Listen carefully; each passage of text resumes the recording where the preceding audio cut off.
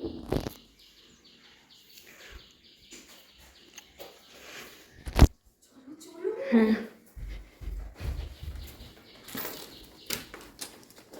নমস্কার বন্ধুরা, নতুন ব্লগে আপনাদের সবাইকে স্বাগত জানাই। আশা করছি সবাই ভালো আছেন, যে যেখানে আছে। আমরাও শিলিগুড়ি শহরে সার্বিকভাবে ভালো আছি। মানসিকভাবে একটুও ভালো নেই। রাতভর মায়ের জন্য খুব মন খারাপ হয়েছে। তারপর ভোরবেলা থেকে উঠে পড়েছি, অনেক সকালেই উঠেছি। উঠে তারপর বাথরুমে গিয়ে প্রচণ্ড কান্নাকাটি করেছি, বুঝতেই পারছেন আমার নিশ্চয়ই চোখ দেখে। তারপর মায়ের সাথে একটু কথা বললাম, কথা বলে মন খারাপ আরও বাড়লো। মার রাত্রেবেলায় খুব কষ্ট হয়েছে।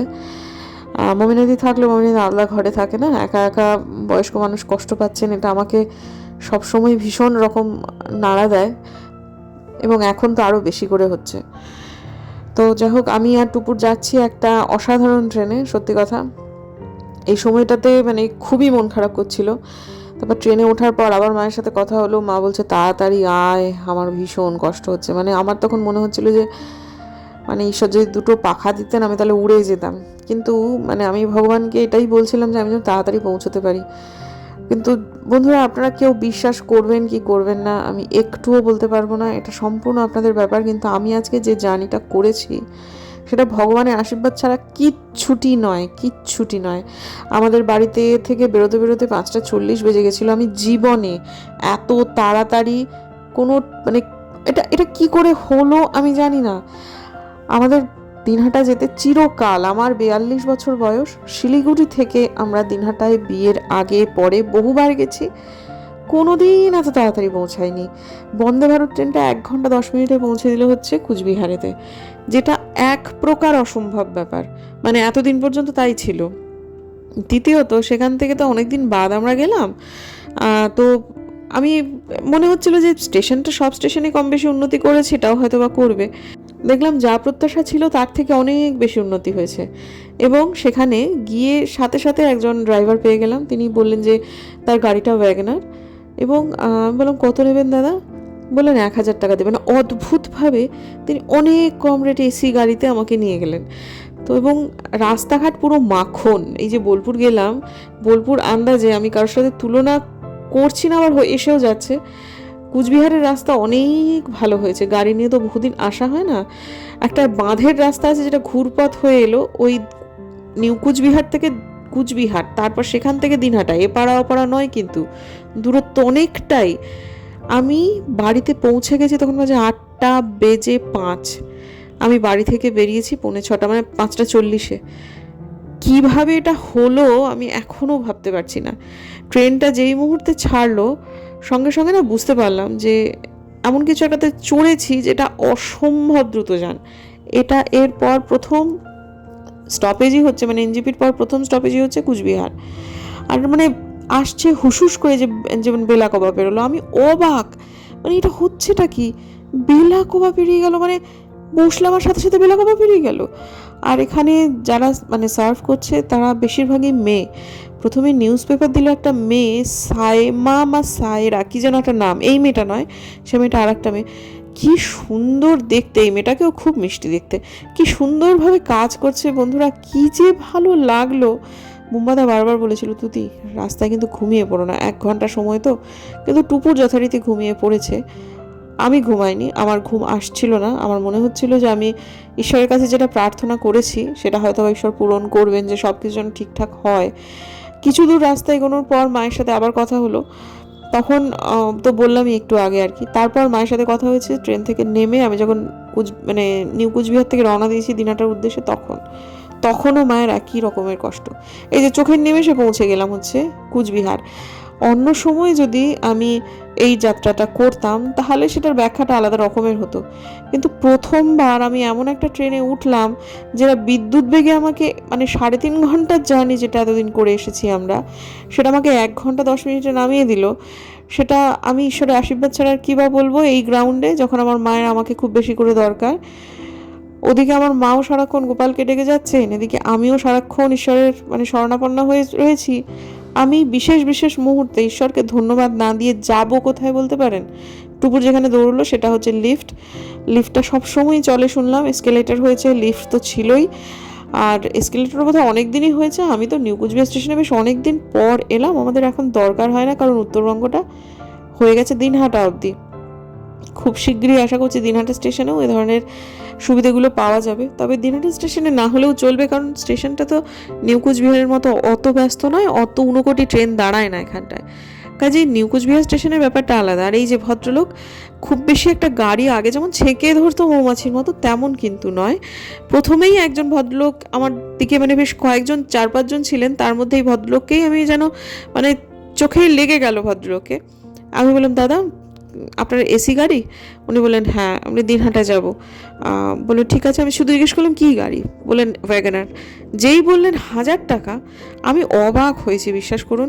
কারণ কুচবিহার থেকে দিনহাটায় এখন এই পার্সোনাল গাড়িগুলো 1100-1200 টাকার নিচে নেয় না। সেখানে আমি দিনহাটা থেকে মানে শিলিগুড়ি থেকে জেনেই এসেছি ওই ধরুন 1500 মতো নেবে, সেখানে 1000 টাকা বলায় মানে আমি সত্যি সত্যি ঈশ্বরের কাছে কৃতজ্ঞ। যদি একটু বেশি বলতো তাহলেও কৃতজ্ঞ থাকতাম। কিন্তু সব মিলিয়ে মিশিয়ে আমি 8:10 যখন দিনহাটাতে পৌঁছালাম, কোনো গাড়ি ঘোড়া মানে আমি শিলিগুড়ি থেকে পৌঁছে গেলাম তখনও মানে ঠিকঠাক রাস্তাটা ভালো করে যেন চালু হয়নি। এখন তো সব রাস্তায় ভীষণ রকম মানে মানুষ তো লেট রাইজার হয়ে গেছে কোভিডের পর জীবনযাপন পুরো বদলে গেছে। তো এখন দিনহাটায় যেমন ঢুকে গেছে দিনহাটাতে এই যে মানে পেরোলাম বুড়ির পাট, তারপর দিনহাটা কলেজ পেরোলাম, এই যে বাড়িগুলো সেগুলো সমস্ত যেন চেনা, মানে আমাকে নাম ধরে ধরে বলতে বললে আমি বলতে পারবো। এই যে এটা এখন পেরোচ্ছি দিনহাটা কলেজ, এই যে এখন যে বিল্ডিংটা পেরোচ্ছি, আমরা যখন স্টুডেন্ট ছিলাম, বাবা যখন কলেজে পড়াতেন এই দিকটায় কমার্সের ক্লাসগুলো হতো, মূলত বাবা এই দিকটাতেই ক্লাস নিতেন। তো তারপর এই যে এখান থেকে আমি পুরো একটা গোটা পাড়া আপনাদেরকে আজকে ব্লগে দেখাচ্ছি, আমি প্রত্যেকটা বাড়ির লোকের নাম জানি। জানেন বন্ধু, দিনহাটা হচ্ছে এমন একটা শহর। তো তখন যেটা বলছিলাম যে এখন লেট রাইজার হয়ে গেছে, শহরটা পুরো জাগেনি। আমার ঘরে ঢুকে দেখছি মমিনাদির ঘর অন্ধকার, মমিনাদি ওঠেনি ঘুম থেকে। মমিনাদি একটু রাত করে শোয় এবং একটু বেলা করে ওঠে, মাকে যার ফলে খুব কষ্ট নিয়ে উঠেও দরজাটা খুলে দিতে হলো। কিন্তু আমি এটাই বলছি যে আমি পৌঁছে গেলাম তখনও শহরটার ঘুম ভাঙেনি। আর আমাকে যারা কয়েকজন বাইরে দাঁড়িয়েছিলেন তারা জিজ্ঞেস করলেন, কি রে তুই কি ওই 4:30টার বাসটা ধরে এলি? আমি বললাম না দাদা, আমি ট্রেনেই এলাম। বললো কোন ট্রেনে এলি? উত্তরবঙ্গ তো একটু আগে হয়তো এনজিপি ছেড়েছে। বললাম ইয়েতে আসেনি, আমি বন্দে ভারতে এসেছি। তবে বন্দে ভারতের একটা জিনিস আছে, সেটা হচ্ছে কুচবিহারে ঠিক 1 মিনিটের স্টপেজ, কিন্তু নেমে যাওয়া যায়, কোনো প্রবলেম হয় না। আমার সাথে আরও অনেক মানুষ নামলেন। হ্যাঁ, নামাটা টেনশন হয় না, ওঠার ক্ষেত্রে একটু সমস্যা হতে পারে। তবে রেলের স্টাফরা, আমাদের C1 ছিল তো, সেটার আগের কামরাটাই হচ্ছে ওই ইয়ের কামরা, মানে ওই রেলের গার্ডদের কামরা। তারা না সবাই নেমে দাঁড়িয়ে দাঁড়িয়ে দেখছিলেন, যেই মুহূর্তে সবাই উঠে গেল সেই মুহূর্তে তারা ট্রেনটা ছেড়ে দিলেন। এটা দেখলাম, মানে আমি যেটা ভাবছি যে খুব ঝুঁকির আছে সেরকমটা নয়। আর এই হচ্ছেন আমার মায়ের 2 সাঙ্গাত হয়েছেন নতুন, 3 জন আছে, তাদের মধ্যে এই 2জনকে আপাতত দেখা গেল। সারাক্ষণ বাড়ির সামনে বসে আছে, মায়ের বাড়ি পাহারা দিচ্ছে সারাক্ষণ। তো অন্যদিনের মতো মা করে আর হাঁকা হলো না, কারণ মা আমার খুব অসুস্থ।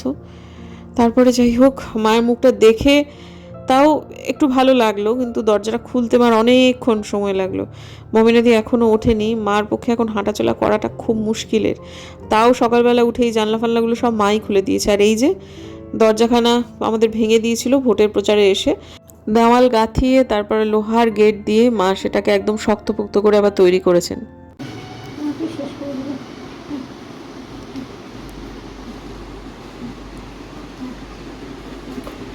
মায়ের রান্নাঘরটাও এখনও জাগেনি, সুতরাং আমি এসে এবার মায়ের রান্নাঘর জাগাবো।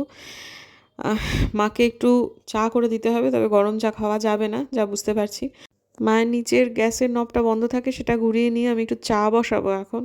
কারণ আমি চা খেয়েছি বন্দে ভারতে, টুপুর আমার কিছুই খাইনি, তাকে একটু চা দেবো। প্লাস এখন আমরা এসেছি জন্য মমিনাদি উঠে পড়েছে, মমিনাদি মা সবাই মিলেই তো চা খাবো। কিন্তু আসলে আমরা তো এত হুট করে এসেছি, তো আর যে আমাদের চন্দনা, সে তো আজকে আসবে না, মানে রান্নার যে মেয়েটি, তো সে এখন ওই কাপ টাপগুলো, ওগুলো অনেক দিন ব্যবহার হয় না আর কি, এই কাপগুলোতে আমরা এসে খাই সাধারণত।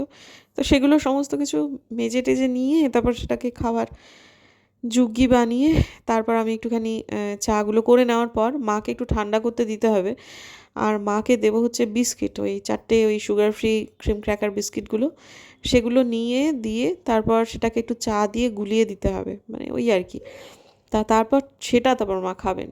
আর মায়ের চাটা আমি প্রথমে কাপে দিলাম, তারপর একটুখানি এক্সট্রা হলো, তারপর সেটা ওই বাটিতে দিয়ে দেবো। বাটিতে একটু ছড়ানো জায়গা, সুতরাং ওটাতে তাড়াতাড়ি করে মায়ের চাটা ঠান্ডা হয়ে যাবে। তো এখন আমি আসলে বাইরের পোশাক না ছেড়েই কাজটা করছি, কারণ দেরি হয়ে যাচ্ছে। সব কিছুতে একটা সময় আছে, ডাক্তারবাবু আজকেই দাঁত তুলবেন বলে দিয়েছেন। তো তারপর আমাকে অনেকগুলো কাজ করতে হবে। সব থেকে বড় কাজ হচ্ছে আমার মায়ের পুজো করা, মানে পুজোর ঘরটাতে মা এসে পর থেকে বলছেন চান করে নে, তারপর ঠাকুরকে গোপালকে আমার একটু খেতে দে। তো আমিও ঠিক আছে দেবো, কিন্তু তার আগে এটা তো সারি, আর আমরাও একটুখানি খাবো, একটুখানি অবশ্যই খিদে তো সবারই পেয়েছে কম বেশি। আর যেহেতু 1 ঘন্টা 10 মিনিটের মধ্যে আমাদের কুচবিহারে পৌঁছে দিল, ব্রেকফাস্টটা কিন্তু এর পরে সার্ভ করবে। তো যাই হোক, এখন আপাতত মাকে আগে একটু চা বিস্কুট দিয়ে নিই, থাইরয়েডের ওষুধ খাবে, আরও অনেক কিছু আছে, সে সমস্তগুলো মাকে দেওয়ার পর ওই একটু পেন কিলার মতো ছিল, সেটা খেয়ে মা এখন একটুখানি ভালো হয়েছে। আর এই সময়টায় দেখাচ্ছি আমি আপনাদেরকে আমার মায়ের ফেসবুক ফিড, দেখুন কি কি সমস্ত আসে, শুধুই ভগবান, শুধুই ঠাকুর, শুধুই ঠাকুর।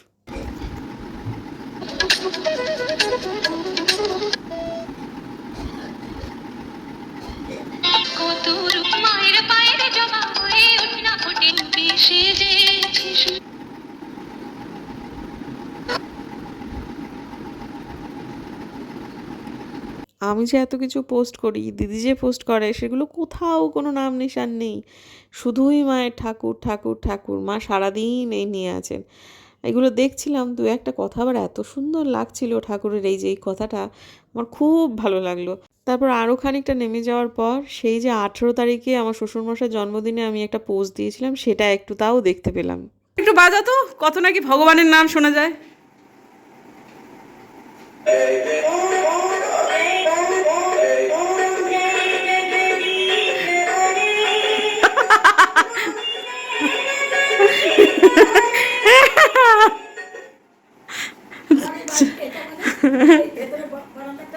ভেতরেরটাই বাজালো তো, তো তা আর এক রকম। সবচেয়ে সহজে যে খাবার খাওয়া যায় সেটা হচ্ছে ম্যাগি। আমি টুপুরকে মুড়ি দিয়েছি, তারপর আমি নিজের জন্য নিয়েছি একটুখানি ম্যাগি, মায়ের জন্য একটু ম্যাগি করে দিয়েছি, এটা ঠান্ডা করছি। ইতিমধ্যে কিন্তু আমার স্নান পুজো সমস্ত কিছু হয়ে গেছে। আমাদের খাবারটা হোম ডেলিভারি করা হয়েছে, ভেজ খাবার আসছে আমাদের, কারণ ননভেজ যে দেয় সে ফোন তোলেনি। ওই জগন্নাথ প্রসাদালয় বলে একটা জায়গা আছে, তারা এত সুন্দর খাবার দেয়, এত খাবার দেয় যে খেয়ে শেষ করা যায় না। তো তাদের কাছ থেকে 2টো প্যাকেট অর্ডার করা হয়েছে, দিদি অর্ডার করে দিয়েছে। আর এগুলোতে হচ্ছে আমি মায়ের জন্য এখন ভাত রান্না করছি, ওই আর কি গোবিন্দভোগ চালের ভাত, 4 রকমের সবজি দিয়ে, তার মধ্যে হচ্ছে আলু, পটল, পেঁপে আর স্কোয়াশ, এই 4টে দিয়ে সামান্য একটু লবণ দিয়ে অনেকগুলো সিটি দিয়ে ভাতটাকে প্রায় গলিয়ে ফেলার মতো করা আর কি, কারণ নইলে মা খেতে পারবেন না। তো এখন ওটা করলে আমার মোটামুটি একটা শান্তি, কারণ পুজোটা হওয়াটা একটা প্রধান শান্তি, আর দ্বিতীয়ত হচ্ছে খাবারটা খেতে হবে তাড়াতাড়ি, কারণ ডাক্তারবাবু দুপুরবেলাতেই ডেকেছেন।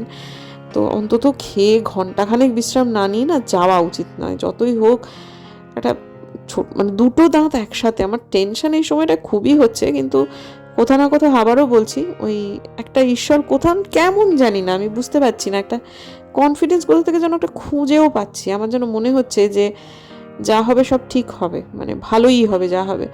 তো এখন সবটুকু করে নিলাম, নেওয়ার পর এই জায়গাটা একেবারে স্তূপ হয়েছে। এমনিতে তো আমার আজকে একটু সময় লাগবেই ভাতটা রান্না করতে, যেটুকু রান্নাই হোক না কেন বাসনপত্র তো হবেই। তো এখন মমিনাদিটার ওপর না এত চাপ দেওয়া যায় না বন্ধুরা, আমাদের এগুলো তো চন্দনার কাজ, তাও তো ও যা করে, মানে মমিনাদির কোনো তুলনা হবে না, মানে কোথাও পাওয়া যাবে না মমিনাদির মতো মানুষকে আর কি। না, এক হচ্ছে আমাদের ওই আলপনাদি দিনহাটার বাড়ি, শিলিগুড়ির বাড়ির, আর দিনহাটার হচ্ছে মমিনাদি বন্ধু, মানে বলার মতো না। মানে ওকে আপনি 10বার বাজার পাঠানো বাজার যাবে, কোনো মায়ের বাজার হাট থেকে শুরু করে মায়ের দেখাশুনো সব এই ভদ্রমহিলার হাত কাঁধে, এবং কি আন্তরিকতা নিয়ে যে কাজগুলো করে, সে যদি দেখতেন তাহলে বুঝতে পারতেন।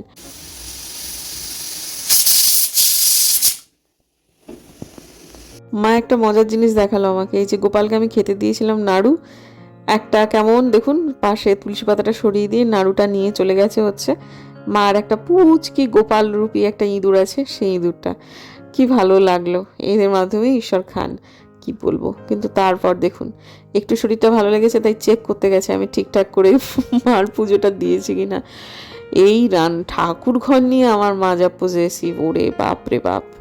তো এখন আবার এসেছেন, এই যে কয়েকদিন আগে বিপত্তারিণী পুজোটা হয়েছিল, মা নাকি দুটো ডোর রেখে দিয়েছিল। মার নাকি মনে হচ্ছিল যে আমি হয়তো মায়ের জন্মদিনে আসতে পারি টুপুরকে নিয়ে, সেজন্য ওই আমার আর টুপুরের জন্য রেখেছিলেন। তো সেটা তো জন্মদিনের অনেক আগেই আমরা চলে এলাম, এবং হাতে ডোরটা সে পড়তে পড়তে আমার মনটা এত খারাপ হচ্ছিল যে মা না মাই। এই সময়টা আমার কিছু মানে শব্দ খুঁজে পাচ্ছিলাম না। টুপুরের হাতে পরিয়ে দেওয়ার সময় জুতোটা খুলে নিলেন, বললেন 15 দিন ডান হাতে পরে থেকো, তারপর বাঁ হাতে পড়ো, আর বাঁ হাতে না পড়লেও চলবে, 15 দিন ডান হাতেই পরে থেকো। তো ঠিক আছে, মা যখন বলেছেন তাই হবে। তো এখন এই যে আমার পালা, প্রথমে আমার মেয়েকে পরিয়ে দেওয়ার পর। আর এখন টুপুরের আমাদের থেকে বেশি মানে তার নাতনিদের প্রতি টান বেশি, সুতরাং আমাকে পড়িয়ে টুপুরকে পড়ানো সেটা আমি এখন আর কখনোই করবেন না। এখন টুপুরকে পড়াবেন তবে আমাকে পড়াবেন। তো যাই হোক, ঠিক আছে, এরপর খেতে দিয়ে দেবো মাকে। আমাদের খাবারটা বোধহয় এর মধ্যে চলে এসছে, মানে এটার পরপরই চলে এলো। এই যে খাবার দিয়ে গেছে, প্রসাদ এসছে বলে ভদ্রলোক যিনি ডেলিভারি করেন উনি ইসকন থেকে আসেন আর কি। তো তারপর আর কি আমি খাওয়ার পর মাকে বলেছি মা একটু বিশ্রাম নাও, ঘন্টাখানেক বিশ্রাম নাও। তো আমি ওপরে একটু এসেছিলাম, এসে একটু শুয়েছি। এই সময়টা আমার মানে যথার্থ অর্থে খুব শরীরটা খারাপ করছে, একটু তন্দ্রা এসেছিল। তো তারপর তো সময় আমি অ্যালার্ম দিয়ে উঠেছিলাম, তা মানে উঠে পড়েছি মানে একটু আগে আর কি। তারপর মাকে নিয়ে যাচ্ছি যে কাজের জন্য এসেছি সেটা। মা প্রচণ্ড টেনসড, হ্যাঁ, এবং আমিও মানে কি বলবো। তারপর মা না খুব কষ্ট পেয়েছেন আজকে দাঁত তুলতে, মানে ওভাবে করে মানে মা চিৎকার করছেন, আমি শুনছি, আমার কিছু করার নেই। যে কি খারাপ লাগছিল মানে কি বলবো। এক তো মা কষ্ট পাচ্ছেন, সেটাতেই যেমন কষ্ট আমার হচ্ছে, ততটাই কষ্ট পাচ্ছি হচ্ছে আমার নিজের অসহায়তায়। কিছু করার ছিল না, ডাক্তারবাবু তো কিছু করার নেই, কিন্তু জায়গাটা এত সেন্সিটিভ হয়েছিল, আর দাঁতগুলো না ভেতর থেকে ফেটে গেছিলো। ফেটে মনে হচ্ছিলো যে ডাক্তারবাবু যখন কাজটা করছিলেন আমি দূর থেকে দেখছিলাম, তো মানে সংগ্রহ করার মতো, মানে একটা কোণা থেকে একটা দাঁতের টুকরো আর একটা জায়গা থেকে আদার টুকরো, মানে কীরকম অদ্ভুতভাবে দুটো দাঁত ফেটে ছড়িয়ে ছিটিয়ে গিয়েছিল। মানে কি বিভৎস হয়েছিল ভাবতে পারবেন না বন্ধুরা। তারপরে ভেতরে হয়ে গেছিলো ইনফেকশন, সেটা মা কিছু করলেই প্রচণ্ড মানে অসহ্য যন্ত্রণা হচ্ছে। আমার মা কিন্তু খুব সহনশীল, কিন্তু মা যখন ওরকম করছিল মার যে কত যন্ত্রণা হচ্ছিল সেটা বুঝতেই পারছি। যদিও অবশ করেই করেছে, কিন্তু তাও মা খুব কষ্ট পেয়েছে। আর ওই যে ইঞ্জেকশনটা দিতে দেওয়ার সময়ে যে মা যে কী কান্না করেছেন, মানে আমি কি বলবো আপনাদেরকে। তারপরে আবার টেনশনে মা আবার ফাইল টাইলগুলো সব ভুলে গেছিলেন নিতে, সেটা নেওয়ার জন্য আবার করে বাড়িতে আসতে হলাম। যাই হোক, এরকম ভুলভ্রান্তি সবাইকারই হয়, তবে আমাদের ডাক্তারবাবু চেম্বার থেকে বাড়ি খুব অল্প দূরত্বে, যার ফলে অসুবিধে হলো না। এখন নিশ্চয়ই আপনারা বুঝতে পেরেছেন যে টোটো সব মানে চালক বদল হয়ে গেল, অর্থাৎ মায়ের এখন হয়ে গেছে। এই সময়টা এখন মাকে নিয়ে আমরা বাড়ি আসছি। মা এই সময়টায় মানে অসহ্য যন্ত্রণায় খুব কষ্ট পাচ্ছিলেন। তো যাই হোক, তারপর অনেকক্ষণ প্রায় ঘন্টা 3 মায়ের পরিচর্যা করবার পর মা একটু ধাতস্থ হলেন। ওষুধ বিশুদ্ধ খাওয়ানোর পর তারপর মা খানিকটা স্বস্তি পাওয়ার পর আমি উপরে এলাম। শুভ সন্ধ্যা বন্ধুরা। শুতে এসেছিলাম তখন না, ওই দুপুরবেলা খেয়ে দিয়ে মাকে নিয়ে যাওয়ার আগে একটু শুয়েছি, 8 ঘন্টা একটু তন্দ্রার মতো এসেছিলো তখন। তারপরে মা তো নিয়ে গেলাম, এত কষ্ট পাচ্ছিল, মানে দাঁত তোলার সময় না মানে ভালো লাগছিল না ওটার সময়টা, মানে খুব কষ্ট হচ্ছিল আমার। যখন তারপরে এলাম, আসার পর উপরে এলাম, আর ঘুম আসছে না। তা আজকে তো আমাদের ভেজ খাওয়া হয়েছে দুপুরবেলায় লাঞ্চে, তাই এবারে একটু নন ভেজ খাওয়াতে নিয়ে যাই মেয়েটাকে। সামনে একটা খুব ভালো রেস্টুরেন্ট আছে, আর প্রচণ্ড গরম পড়েছে, ভীষণ গরম পড়েছে, যার ফলে আর নিজেও রান্না করবো না, কাউকে রান্না করার কষ্টও দেবো না। এখন আপাতত মা মোটামুটি এখন ওই পেন কিলার খেয়ে সব ঠিকই আছে, কিন্তু যাই হোক, আবার যদি ব্যথাটা ফেরত আসে সেটা নিয়ে কী হবে সেটাই ভাবছি। রাত্রেবেলায় মানে ডোজে মানে 2টো করে এবেলা ওবেলা মিলিয়ে পেন কিলার খাওয়ার কথা, তা অ্যান্টিবায়োটিক যেগুলো আর কি। তো সেটা তো হয়ে গেল আজকের দিনে। ডাক্তারবাবু বলেছিলেন যে 6টার সময় মাকে ওটা খাইয়ে দেবে, কারণ ইঞ্জেকশনের এফেক্টটা কিছুক্ষণ পর চলে যাবে, তখন আবার ব্যথাটা ফেরত এলে আর তখন ওষুধটা খেলে ওই মানে পেন কিলারের এটা এফেক্টটা আসতেও বেশ কিছুটা সময় লাগে, মানে মা কষ্ট পেতেন। তো আমি এখন একটাই আতঙ্কিত যে 6টার সময় তো খেয়ে নিলেন, তারপর যদি রাত্রি 10টা, 10:30, 11টার সময় আবার ব্যথা ফেরত আসে তখন কী হবে, এটাই চিন্তা করছি। ডাক্তারবাবু বলছেন আর ব্যথা ফেরত আসবে না, আর এমনিতে উনি রাত্রি 1টা অবধি অ্যাভেলেবেল থাকবেন। যদি ফোন করা হয় তাহলে উনি রিসিভ করবেন, কিন্তু ফোন রিসিভ করলে তো হলো না, আমার কত রাতে কি ওষুধটাও তো আনতে হবে, তাই না? আর যার ফলে আমি ঠিক বুঝতে পারছি না। ডাক্তারবাবুকে একবার একটু ওই ধরুন 9:30 নাগাদই ফোন করে একটু জেনে নেবো যে ডাক্তারবাবু আমাকে এরকম কিছু একটা বলে দিন, যেটাতে আমি ওষুধটা কিনে রেখে দেবো। যদি ব্যথা না হয় খেলো না, যদি ব্যথা হয় তাহলে যেন আমার কাছে একটা ব্যাকআপ কিছু থাকে। তা সেটা তো তখন দিয়ে দিলেই হতো, কিন্তু দিলেন না। যাই হোক, এখন আসলে কি বলুন তো, মানে বাড়িটার পাশে সব কিছু ওষুধ বিষুধের দোকান ঠিক কথা, কিন্তু সেগুলো থেকে নির্দিষ্ট সময় অবধি খোলা থাকে, তাই না? রাত্রেবেলায় সারা রাত ধরে কি আর ওষুধের দোকান খোলা রাখে? তো মেয়েটাকে একটু খাইয়ে আনি, সব দিকই রাখতে হবে। এখন এই 2জন হচ্ছে না, 2জন না 3জন, দিনহাটার মোড়ল ওস্তাদ সর্দার। এই সারাক্ষণ তারা মাকে পাহারা দিচ্ছে বসে বসে। এই এক, ওই এক, আর ওই এক। যাই, ঠিক আছে। বাড়ি থেকে হাঁটা পথ দূরত্ব, মানে পুরোপুরি 1 মিনিটও লাগে না হেঁটে। এখানে একটা পিৎজা পয়েন্ট বলে একটা দোকান ছিল, এখন না ওটার নাম হয়ে গেছে ফুড আড্ডা, জানেন তো? আমি জানি না কেন, এর আগে কিন্তু খাওয়া দাওয়াটা এদের ভালো ছিল। কালকে খুব একটা ভাল লাগলো না বন্ধুরা, জানেন তো? ফ্রেশ মনে হলো না। নিয়েছিলাম চিলি চিকেন, তারপর ক্রিস্পি চিকেন আর ফ্রায়েড রাইস। একদম খেয়ে আনন্দ পেলাম না, কারণ খাবারগুলো ফ্রেশ ছিল না। ক্রিস্পি চিকেনটা এত শক্ত করে ফেলেছে, একটু ক্রিস্পি হলে একটু শক্ত হবে, কিন্তু মানে হয় না যে অনেক দিন ধরে ফ্রিজে স্টোর করা কোনো চিকেন দিয়ে দিলে যেরকম হয়, টেস্টটা অনেকটা সেই রকম ছিল। সব মিলিয়ে মিশিয়ে আগে এদের কোয়ালিটি বেটার ছিল, এখন একটু ডেটোরিয়েট করেছে নিঃসন্দেহে। আর প্রচুর ভিড়ও হয়েছে দেখলাম।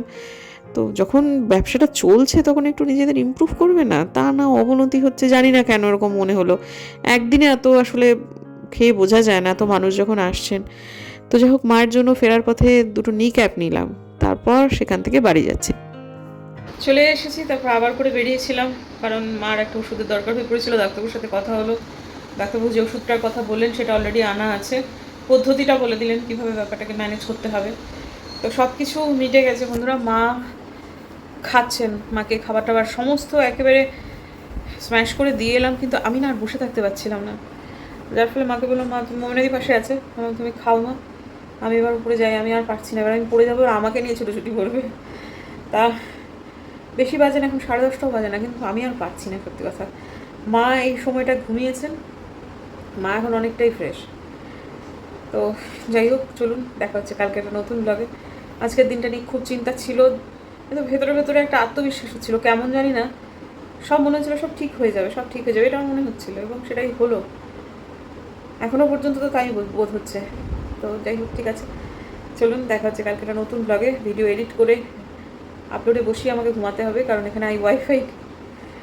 আর ভিডিওগুলো দিনহাটার পর ব্লগ টকগুলো এখন একটু বড়ো হয়, মানে ধরুন 18-19 মিনিটে বেশি ব্লগ হয়ে গেলে এডিট করতে যেমন একটু সময় বেশি লাগে, তেমন আপলোডিংয়ে খুব সময় লেগে যায়। তা ওয়াইফাই না থাকলে চাপ, সেজন্য রাত্রে করে রাখতেই হবে, জানো তো এরকম প্রকারানো। তো চলুন দেখা হচ্ছে কালকে একটা নতুন ব্লগে। যদি আমার ভিডিও ভালো লাগে সাবস্ক্রাইব করবেন, পাশে নোটিফিকেশন বেলটাকে অন করবেন, যাতে ভিডিও দিলেই নোটিফিকেশান চলে যায় আপনাদের কাছে। দেখা হচ্ছে আগামীকাল, ততক্ষণ